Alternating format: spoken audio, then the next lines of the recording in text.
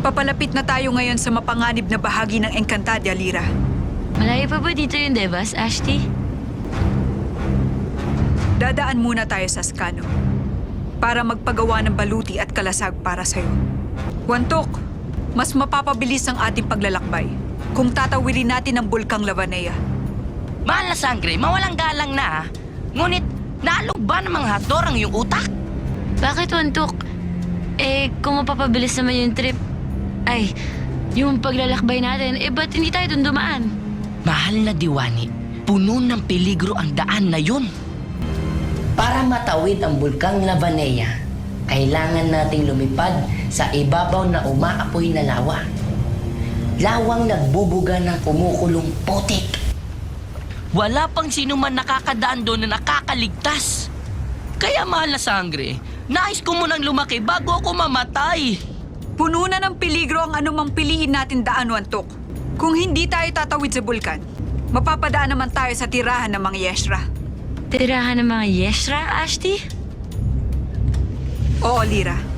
Tinutugpa nga natin ngayon ng Yabidi. Ito ang tirahan ng mga Yeshra, o malalaking mga pasneya na nakakatakot ang itsura, na lumilipad gamit ang mga pakpak nilang gawa sa apoy.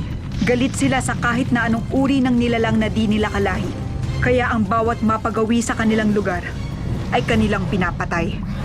Bakit para lumulubog yata tayo? Wantok ang barko! Paumanhin! Paumanhin! Ashti, parang mas gusto ko na atang doon na lang tayo dumaan sa bulkan na may apoy. Kesa harapin natin face to face yung mga Yeshra na sinasabi mo. O di naman kaya, wag na tayong tumuloy. Wag na natin tuloy itong paglalakbay natin dahil ayoko pa mamatay. Magsitigil nga kayong dalawa. Huwag kang magpahawa sa duwag na yan. Malalim na ang gabi. Natutulog na malamang ngayon ang mga Yeshra.